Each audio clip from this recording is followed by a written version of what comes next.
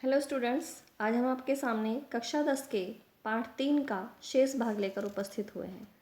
आशा है कि प्रथम भाग में आपको पाठ को समझने में सहायता मिली होगी। जैसा कि इसके नाम से पता चलता है, सूक्ति सुधा, सूक्तियों का अमृत। इस पाठ में विभिन्न नीति ग्रंथों से 9 सूक्तियों का संकलन किया गया है। सूक्ति का अर्थ होता है सुंदर, अर्थात उपदेशप्रद कथन। सूक्तियाँ मानव मात्र के लिए व्यवहारिक और आध्यात्मिक क्षेत्र में समान रूप से उपयोगी होती हैं।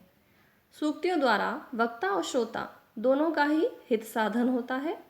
सूक्तियाँ मानव जीवन के लिए जहाँ आनंद प्रदान करने वाली होती हैं, वहीं वे उनमें नैतिकता का भी संचार करती हैं। पहले भाग में हमने आपको 1 से 6 तक की सूक्तियों का वर्णन किया था। अब आप आगे की सूक्तियों का अध्ययन प्रारंभ करिए।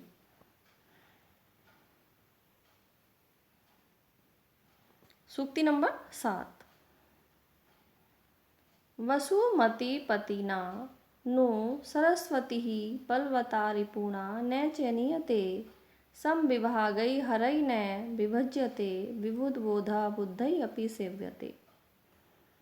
वसुमती पतिना, वसुमती यानी धन वाली, पृथ्वी, पतिना पति यानी पृथ्वी का पति, नु नहीं, सरस्वती विद्या को, बलवता बलशाली, रिपुणा शत्रु, न नहीं, च और नियते ले जा सकता है।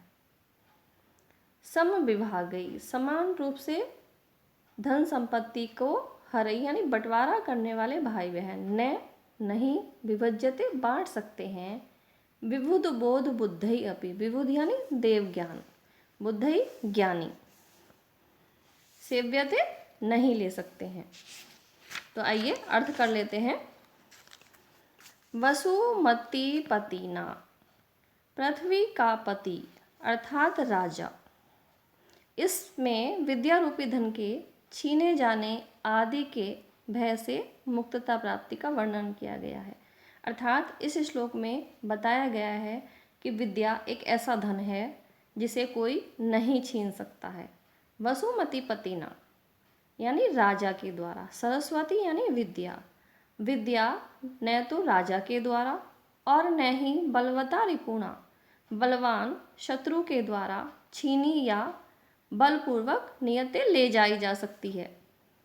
सम विभाग हरई न विभज्यते, और न ही समान भाग लेने वाले भाई बहनों के द्वारा विद्या का बंटवारा हो सकता है। इतना ही नहीं, वह तो विबुध बोध बुद्धई अपि, देवों के समान ज्ञानी बुद्धई यानी विद्वानों के द्वारा भी पूजी जाती है। अर्थात विद्या को न तो राजा ले सकता है और न ही बलवान शत्रु इसको बलपूर्वक ले जा सकता है। विद्या का भाई बहन बंटवारा भी नहीं कर सकते हैं। इतना ही नहीं, देवों के समान ज्ञानी पुरुष भी विद्वानों की पूजा करते हैं। अर्थात जो विद्यावान होता है उसकी सब जगह पूजा होती है। 8वां श्लोक देख लेते हैं। लक्ष्मीर्नया याचक दुखारिणी विद्या नया अपि अच्युत भक्ति कारिणी पुत्रो न यह पंडित मंडल अग्रणी सा नैव सा नैव नैव सा। लक्ष्मी ही न, लक्ष्मी न नहीं, या जो, याचक दुख हारिणी, याचक यानी मांगने वाले के, दुख हारिणी दुखों को दूर करने वाली, विद्या विद्या न नहीं या जो, अपि भी अच्युत यानी भगवान विष्णु की भक्ति कारिणी भक्ति को देने वाली, पुत्रो न यह, पुत्रो पुत्र न नहीं यह जो, पंडित मंडल अग्रणी, पंडितों की सभा में अग्रणी यानी आगे रहने वाला, सानैव सानैव सानैव, वह नहीं है, वह नहीं है, वह नहीं है। तो आइए अब इसका अर्थ कर लेते हैं। इसमें लक्ष्मी, विद्या और पुत्र की सार्थकता पर प्रकाश डाला गया है। अर्थात लक्ष्मी, विद्या और पुत्र कैसे होने चाहिए, इस विषय में इस श्लोक में बताया गया है। या लक्ष्मी, या लक्ष्मी। जो लक्ष्मी याचक दुख हारिणी ने, याचकों के अर्थात मांगने वाले के दुख को दूर करने वाली नहीं होती है। या जो विद्या भगवान विष्णु की, अच्युत कहते हैं भगवान विष्णु को, भगवान विष्णु की भक्ति प्रदान करने वाली नहीं है। पुत्रों ने यह से पंडित मंडल अग्रणी, यह पुत्रों जो पुत्र पंडित यानी विद्वानों की, मंडल मंडली में, अग्रणी अग्रगण्य नहीं है। जो पुत्र विद्वानों की मंडली में अग्रगण्य नहीं है वह सा नैव, वह न तो लक्ष्मी है, न वह विद्या ही है, और न वह अच्छा पुत्र ही है। सानैव सानैव सानैव, ये एक सानैव लक्ष्मी के लिए आया है, एक सानैव विद्या के लिए आया है, और एक सानैव पुत्र के लिए आया है। तो जो लक्ष्मी याचकों के दुख को दूर करने वाली नहीं, जो विद्या भगवान विष्णु की भक्ति प्रदान करने वाली नहीं, जो पुरुष विद्वानों की मंडली में अग्रगण्य नहीं है, वह न तो लक्ष्मी है, न विद्या है, और न वह पुत्र ही है। नवा श्लोक देख लेते हैं। केयूराहा न विभूषयन्ति पुरुषम, हारा न चंद्रोज्ज्वलः, न स्नानं न विलेपनं न कुसुमं न अलंकृता मूर्धजः, वाणी एका समंगलकरोति पुरुषं या संस्कृता धार्यते, श्रीयन्ते खलु भूषणानि सततं वाग्भूषणम्। अर्थात केयूरा, केयूरा कहते हैं बाजूबंद, न भूषयंती न नहीं, विभूषयंती विभूषित करते हैं, पुरुषम पुरुष को, हारा हार गले में पहनने वाला, न चंद्र उज्ज्वला चंद्र के समान उज्ज्वल हार, न स्नानम न स्नान करना, न विलेपनम न ही विलेपन करना अर्थात उबटन लगाना, न कुसुमम न अलंकृतः मूर्धजा, न कुसुमम न ही पुष्पों से अलंकृत मूर्धजा यानी केश।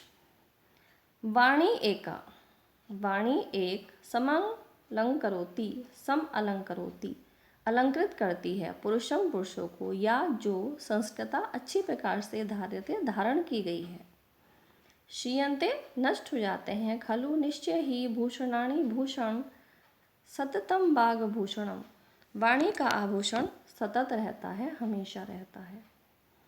इस श्लोक में मनुष्य के कृत्रिम सौंदर्य प्रसाधनों की आवश्यकता को नकारते हुए शुद्ध सुसभ्य वाणी को ही सच्चा आभूषण बताया गया है। अर्थात बाहरी आभूषणों से पुरुष की शोभा नहीं होती है जब तक कि उसके पास अच्छी वाणी नहीं है। तो आइए इसका अर्थ देख लेते हैं। केयूरः न विभूषयन्ति पुरुषः, हारः न चंद्रोज्ज्वलः। इस संसार में पुरुषम मनुष्य को न तो केयूरा बाजूबंद ही सजाते हैं, और न चंद्रोज्ज्वला हारहा, और न चंद्रमा के समान उज्ज्वल हार ही उसको सुशोभित करता है, न स्नानम न विलेपनम न कुसुमम न अलंकृत मूर्धजा, और न स्नान करना, न उपटन आदि का लेप करना, और न कुसुमम सुगंधित पुष्प, और न अलंकृता मूर्धजा मूर्धजा बाल, और न ही भली भांति संवारे हुए सिर के बाल ही पुरुष को सजाते हैं। वाणी एका समलंकरोति पुरुषम या संस्कृता धार्यते। केवल एका एकमात्र वाणी वाणी ही है जो संस्कृतः शुद्ध रूप से धार्यते धारण की जाती है, श्रवण की जाती है, वह मनुष्य को सम अलंकरोति सुशोभित करती है। श्रियते खलु भूषणानि, खलु निश्चित ही, भूषणानि सारे आभूषण, श्रियते नष्ट हो जाते हैं, अर्थात मनुष्य के सभी आभूषण एक न एक दिन नष्ट हो जाते हैं, परंतु वाणी रूपी आभूषण ही सच्चा आभूषण है जो कि कभी भी नष्ट नहीं होता है। तो स्टूडेंट्स, मैं उम्मीद करती हूँ कि इस वीडियो के माध्यम से इस पाठ को समझने में आपको अवश्य ही सहायता मिली होगी। यदि आपको ये वीडियो अच्छी लगी है तो इसको लाइक और शेयर करना न भूलें, और अगर आप इस तरह की और भी वीडियो चाहते हैं तो मेरे चैनल देववाणी संस्कृत को अवश्य ही सब्सक्राइब करें।